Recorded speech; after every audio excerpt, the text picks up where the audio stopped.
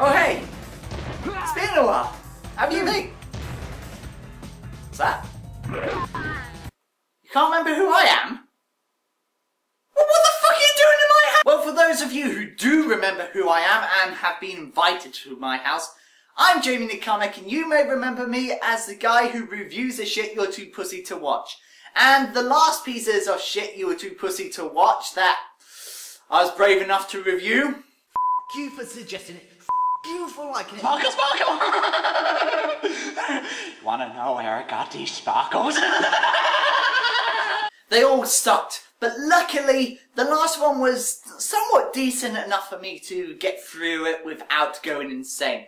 But that's like saying, if you're getting pebbles thrown at you with like this much and this huge, and the last one just is a small little one like that, then we really have brain damage. You're still gonna get brain damage, but the last one will just make it a little bit easier for you. That's all.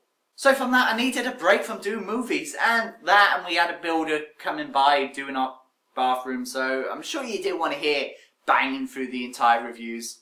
How's it going, guys? I'm Jamiethecomic. Piss off! So what was I supposed to do in my spare time? Paint? Learn a new language? Stay up all night to get lucky? Well, no. Watashi wa zotanen gozen. And there's not enough luck in the world for someone like me.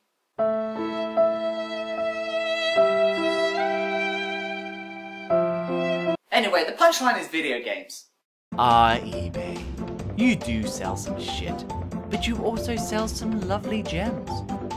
One day I bought some retro consoles and games from you, and when I was playing some of them when I finally got them, I thought to myself, maybe I should review a game. So here we are. And to start us off, we have the Japanese themed Bushido Blade on the PlayStation 1. Right, I'm new to this, but I want to make it as professional as possible. So, let's run down the checklist. Show the box. Check. Open the case. Check. Place the game in the console. Check. And controller in hand, ready to play?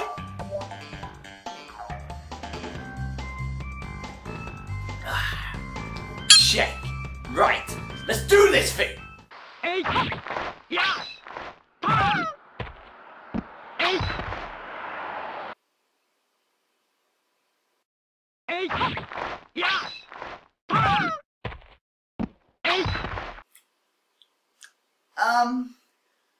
Don't you think that's a bit fucking hard? So yeah, one hit, no life bar. You get hit, you're dead! In order for you to understand this style of gameplay, I should probably explain the story. The story is set in modern feudal Japan. A 500-year-old dojo known as Mikuken teaches the discipline of Master Narukogami Shinto. The Society of Assassins known as Cage. Quick note, Cage means shadow, so Cage on Virtual Fighter is technically known as Shadow, not to be confused with the Shadow. One day, the master becomes not so masterful, so fought and lost to Hanzaki. He gained respect until he discovered a cursed sword known as Yuguri. He became corrupted, disregarding the group's honour and traditions. Upset to this fact, one of the students, or the character you select, escapes and the others are forced to hunt them down for this act of treason. Now this is what I like to call a what-if plot. I say this because no matter who you choose, the story is basically the same, with only one difference being the endings and why they escaped. Because like I said, the characters you don't select are out to kill you for this act of treason. I have a few explanations. The first one being, everyone was thinking the same thing about leaving, but only one person has the guts to do it and they're daydreaming the result. Or two, the game developers had no fucking idea how to tell a story. The game tries really hard to push this fighting style as if it was unique. That's debatable, but it certainly does have a very robust fighting system to take down your opponent. For example, you can end it quickly with one hit, wound your opponent to slow their attacks and movements, then finish them, or be stylish with your attacks and they won't know what's coming. It's really quite intuitive and makes you want to come back and play around with all the different yet limited options. Ah, bless. Someone played Tekken. You've got versus mode, self-explanatory, slash mode, which is a one-on-one with a wave of 100 enemies, story mode, and POV. Imagine POV mode as an older version of Real Steel on the Wii, but without the motion controls. Also, if you had a friend who had the same game and a PlayStation with a link cable, you and your friend can play POV multiplayer on 2 different TVs. This game looks amazing, with little touches making it that more so sweet. Like bamboo trees cutting or leaves blowing in the wind. The sound, on the other hand,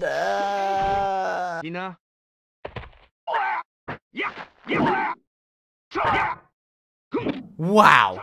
Insert something that has more sound than this, has more sound than this! People can say this adds to the experience, making the duels nothing but you and your opponent fighting to the death in the most honourable way. One great example of this is when on my first attempts, my opponent slashed one of my arms in his first hit. This resulted in me attacking my opponent with less power and accuracy, so for 10 to 15 minutes me and the computer was just crawling on the floor with no way but forward. This was quite intense. I just wish there was some backing music to go along with it.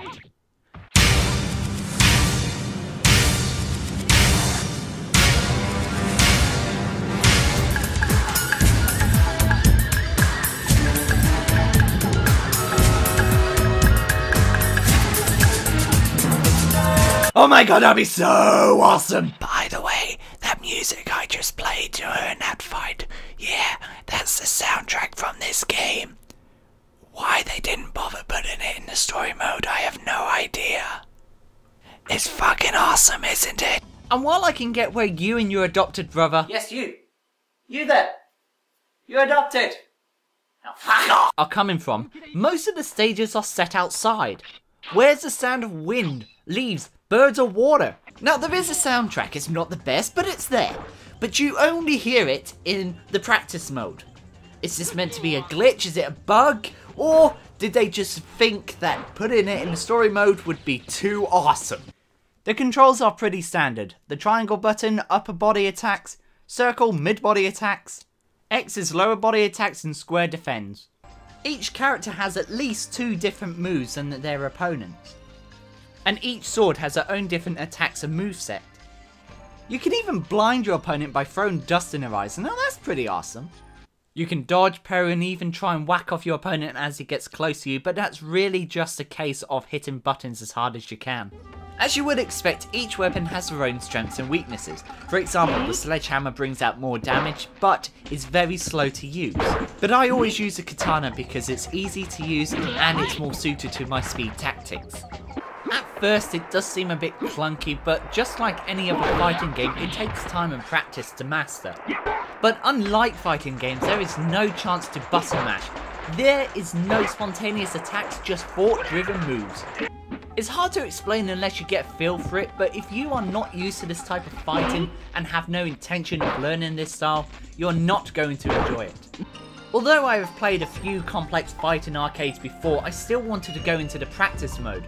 So I have a few goes on each weapon, but you won't guess why I spent longer on the first weapon than I did with the rest. Now this is not because it was my first time. This is not because I kept dying and wanted to improve on this character and weapon. This is not because I was having fun. And this is not because it was an epic battle. This is because I didn't know how to quit the game. That's right, I didn't know how to quit. I can hear you crying, Jamie, just hit start and exit. If not that, then some games use the select button to start. That's what I thought, but not this game. They are already complex with their fighting, so let's be complex with our pause menu. The start pauses, standard. The select button does nothing. So how do I quit? Let's look at the manual.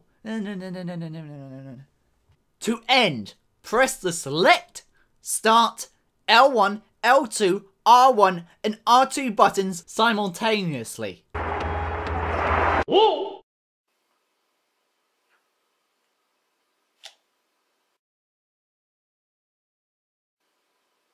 You what? This isn't a cheat code, this is how you quit the game to the main menu. Why is this so complicated? Quitting a game via the pause menu isn't a new feature to games. launch title for the PlayStation 1, and hell, even the Nintendo 64 has it. Why does this have to be so arse? Also, it should be noted that you can't just press select start and all the other buttons at the same time. You have to pause the game, then select L1, L2, R1 and R2, then press start, and only then can you quit. Symbolism! Now before I make a fool of myself, I should probably explain the story. By the way, this is my bathroom, isn't it lovely? Right, now I know the controls, some of the moves, and how to quit to the menu, I go onto the story and try and beat it. Some fights are epic and some... yeah. As you can imagine, each part of the body will take more damage than most, and as you saw at the start, headshots are instant kill. You can do more damage by going kendo style, but that leaves you wide open. But if Kenpachi Sakurati taught us anything, kendo style destroys all. So to advance and complete the story, you can only fight in honor, which means no attacking before your opponent has drawn. After they have drawn, anything you can do goes. But if you don't fight with honor, you come to a black screen of fail. What? No! Alright, fine, let's just start again. Die, die, die, die, die.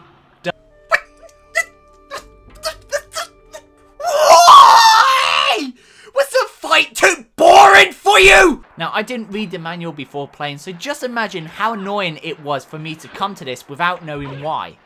Right, so I go through all that bullshit again, and then I finally get to the next guy. Right, you're dead! Come on, come on! What the hell, man?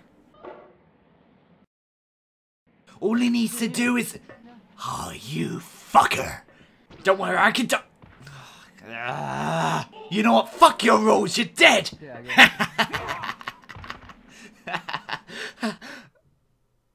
What? Why?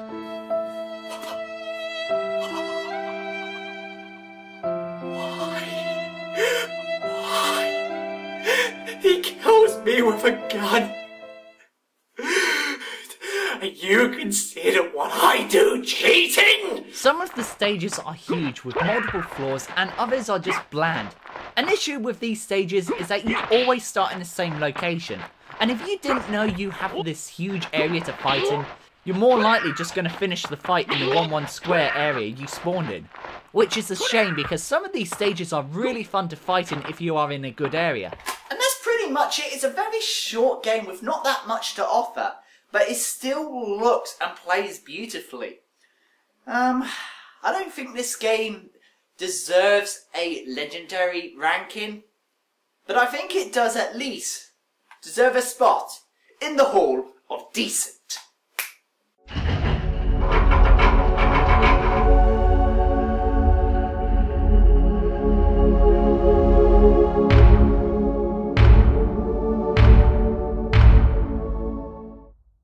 Thanks very much for watching, guys. If you want to check out some of my movie reviews that hasn't been taken down for copyright, then I will provide a link in the description and in the video. Let's see here. No, put it here. Fuck it, there. And if you want to see any more gaming reviews or movie reviews, then subscribe to YouTube. Or if you want to see them before they're released on YouTube, then check out the website www.kaiminds.com. Again, link here and in the description. And thank you very much for watching again, guys. Catch you later. But until next time, keep on being awesome. See ya. Symbolism!